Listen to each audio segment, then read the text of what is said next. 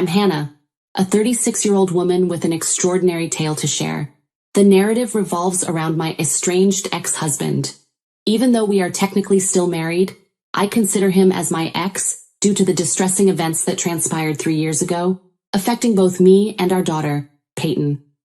Back then, when Peyton was just 12, we faced severe financial struggles attributed to my husband's reckless squandering of our money. The situation created intense tension within our household, as relying on a single salary proved insufficient. Despite my efforts to shield Peyton from the harsh reality, she, even at her young age, sensed the disharmony and began harboring resentment towards her father for his extravagant spending habits. The breaking point came on a cold and rainy afternoon, April 12th, 3 years ago, when he left. While he had left us alone for extended periods before, this time it felt permanent. A year passed without any sign of his return, solidifying our conviction that he was gone for good. In the aftermath of his departure, both Peyton and I developed a profound disdain for him. Peyton expressed her feelings, stating, "I hate Dad for everything he's done to us." I reassured her, saying, "I understand how you feel, sweetheart. I feel the same way, but we're going to get through this together, I promise. I'll make sure you never have to worry about anything." True to my promise, I worked diligently to ensure that Peyton never lacked anything. I resigned from my job and delved into the realms of affiliate marketing and content writing. It took approximately a year to establish a livelihood I could take pride in. During this time, I achieved the milestone of becoming a homeowner and acquired a luxurious car for both Peyton and myself. Our prosperity was evident, and I was pleased that my strong work ethic influenced Peyton, prompting her to embark on a career in online content creation. Peyton successfully garnered a substantial following of 110,000 on Instagram, TikTok, and YouTube, evolving into a rising star. Turning one's lifestyle into a source of income is a rewarding endeavor in today's age, and I am immensely proud of her achievements. Unfortunately, the upward trajectory in our lives took a downturn when we experienced the loss of Moses, my ex-father-in-law, and Peyton's grandpa. Despite Shepard, my ex-husband, leaving us years ago, we maintained a connection with his parents. They were good-hearted people who supported us during both financial hardships and emotional challenges. Moses, however, was profoundly affected by Shepard's actions. While the rest of us had given up hope, Moses clung to the belief that Shepard would one day return with an explanation that could alter our perspective on his actions. As unrealistic as it may sound, Moses's love and optimism could not accept anything less. Regrettably, Moses never had the chance to witness whether his hope would be justified, as he passed away. Although he lived a long and fulfilling life, the absence of communication from his son likely contributed to his demise. Peyton and I attended the funeral, where we encountered Nora, Peyton's grandma, and my ex-mother-in-law. Overwhelmed by grief, we embraced tightly. Amidst the somber event, something utterly astonishing occurred, too shocking to fathom. The cemetery's ambience, coupled with pallid and distressed faces, may have played tricks on my mind, for I could have sworn I witnessed a ghost in the distance. I saw the ghost of a man who had been absent from my life for 3 years. This spectral figure resembled my husband, though I grappled with the ambiguity of whether it was a fortunate or unfortunate encounter. It wasn't a supernatural apparition. Rather, it was my actual husband, yet he bore an uncanny resemblance to a ghost. His unnaturally slim appearance suggested a drained vitality, as if all the life force had been siphoned from him. I attributed this frailty to the distressing news of his father's demise, assuming that such harrowing information would naturally take a toll on anyone's well-being. As he approached the funeral, a collective shock swept through the gathering. Peyton, our daughter, erupted in screams, shouting, "How dare you show up here, Dad, after everything you've done to us? You left us. You abandoned us for 3 years." His mother sobbed even harder, crying out, "Shepard, how could you do this to our family?" Overwhelmed by the chaos and raw emotions unfolding around me, I stood frozen, unable to move as the weight of it all bore down on me. Observing the tumultuous scene, I recognized that his presence was not welcomed. Despite my deep-seated resentment and hatred towards him, I couldn't deny the fact that he had lost his father and deserved the chance to bid him a final farewell. I spoke softly, Everyone, please, let's give him a moment. No matter what he's done, he's still Moses' son. He deserves to say goodbye. Expressing this sentiment to the others, we agreed, at least momentarily, to set aside our grievances and maintain a semblance of civility in honor of the departed Moses. The funeral continued, and we reconvened at my home. Even Shepard, my estranged husband, joined us and remarked, "This place, it's beautiful. You've done well for yourself, Hannah." I quickly cut through the facade, replying, "Don't flatter me, Shepard. You can't just walk in here and act like nothing happened.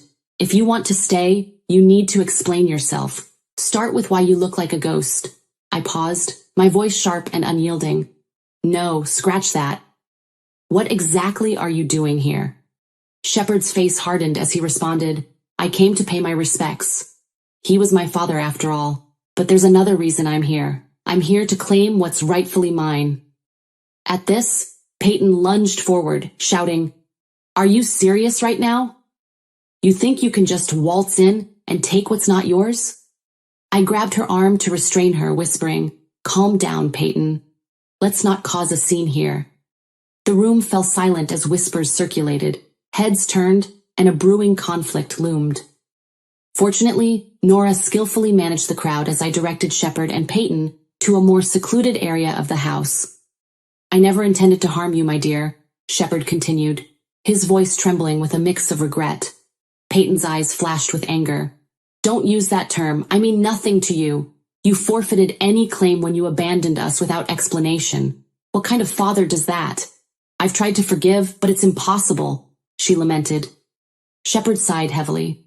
"Look, Peyton, Hannah, I regret everything. I'm in dire need of money. I'm facing some issues." My daughter crossed her arms, her tone sharp. "Do you think we're concerned about you and your troubles? It seems you've fallen in with the wrong crowd. Are you involved in drugs?" Shepard hesitated, the color draining from his face, confirming Peyton's suspicions. "Shepard?" I pressed, my voice full of concern. At that instant, Nora joined us. "Now that I've resolved things, Shepard, could you please clarify what happened? Your father waited patiently, clinging to the hope that you'd return with an explanation to dispel our doubts. Give me some good news. Give me something to believe in." Shepard shifted uncomfortably. "I came here to claim my inheritance, Mom." Peyton scoffed. "He's hooked on drugs, Grandma. He came for his inheritance to finance his habit." Shepard's voice rose in protest. "No, it's not like that at all. You were right about me associating with the wrong crowd. Let's just say I was in the wrong place at the wrong time, and now I owe some people money," he exclaimed. Nora frowned. "How much are we talking about?" Shepard looked down, muttering, $75,000. "What have you done?" Peyton exclaimed. "Well, that's just great. While Mom and I were struggling to stay warm and fed, you were entangled with shady individuals. We won't assist you in that.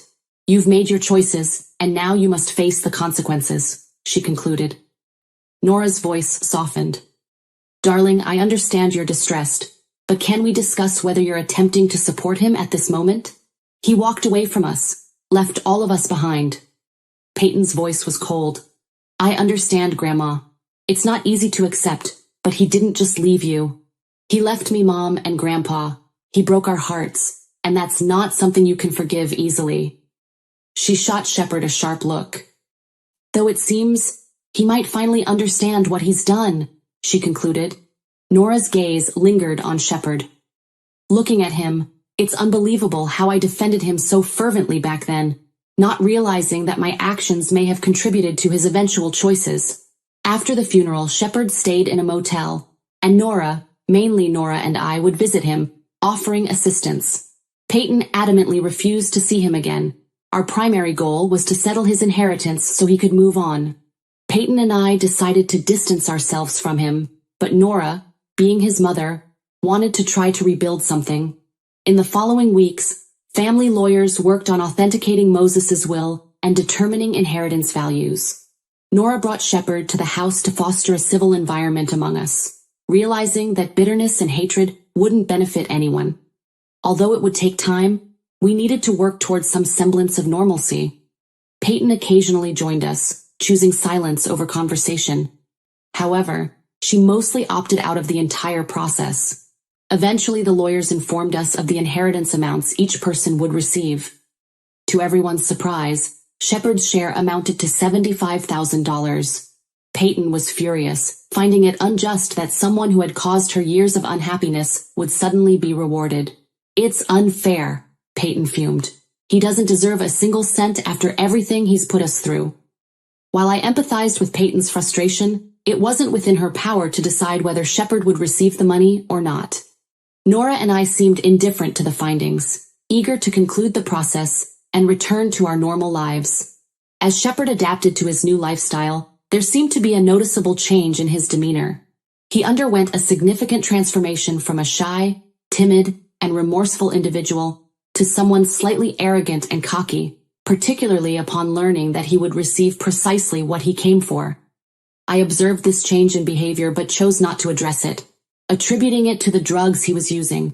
Witnessing a once respectable man deteriorate in such a manner was disheartening, and I struggled to comprehend it.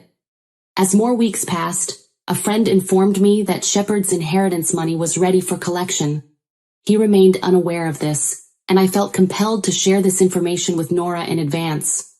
Despite how difficult it was to consider giving a significant amount of money to an addict, I knew I had to do it myself.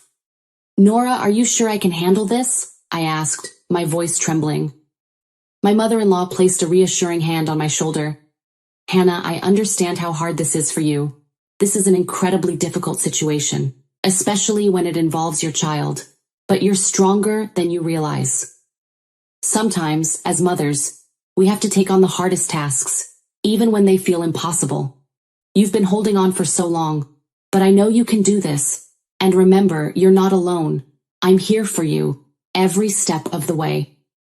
"If you need support, I'll be right here," she concluded. Her words gave me a sliver of confidence. Taking a deep breath, I accepted the responsibility. Before handing the money to Shepard, I gave myself a moment to gather my thoughts and prepare for whatever outcome awaited. Ironically, I sought solace in the attic, where remnants of my old life were stored.